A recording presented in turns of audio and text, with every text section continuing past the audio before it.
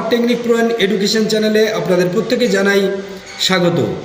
আগেই বলা হয়েছিল আমরা বঞ্চিত পার্শ্ব শিক্ষকের পক্ষ থেকে যে সরকার বিরোধী কোনোরূপ আন্দোলনে আমরা যাচ্ছি না, শুধুমাত্র সরকারের দৃষ্টি আকর্ষণের জন্য আমাদের এই দৃষ্টি আকর্ষণের সমাবেশ। তেমনটাই সরকারের বিরোধী কোনোরূপ স্লোগানও দেবেন না, তেমনটাই তেনাদের কথা রেখেছেন। শুধুমাত্র 1-3-2024 অন্যান্য চুক্তিভিত্তিক শিক্ষকদের মতো পার্শ্ব শিক্ষকদের বেতন বৃদ্ধি করুন দিদি, এবং পার্শ্ব শিক্ষকদের পরিবারগুলোকে আপনি বাঁচান।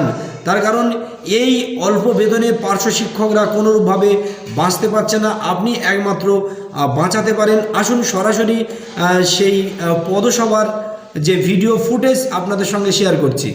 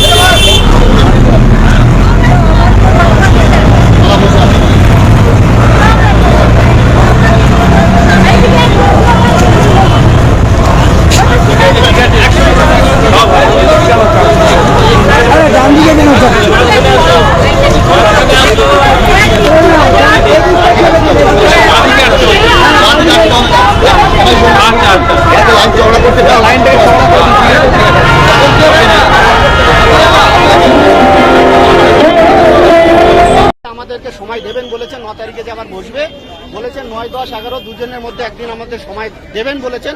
এটা একটা পজিটিভ দিক আমরা মনে করছি। আর আজকে এখান থেকে আমরা নবান্নে একটা চিঠি দেবো ফাইন্যান্সে, মানে অ্যাডিশনাল চিফ সেক্রেটারিকে, আর বিকাশ ভবনে আমরা যাব, সেখানে প্রিন্সিপাল সেক্রেটারি এবং এসপিডিকে আমরা একটা আবেদনপত্র দেব। এই হচ্ছে মূলত কর্মসূচি। মনোরঞ্জন মণ্ডল, আমরা এই বঞ্চিত পার্শ্ব শিক্ষক মঞ্চের একজন নেত্রী।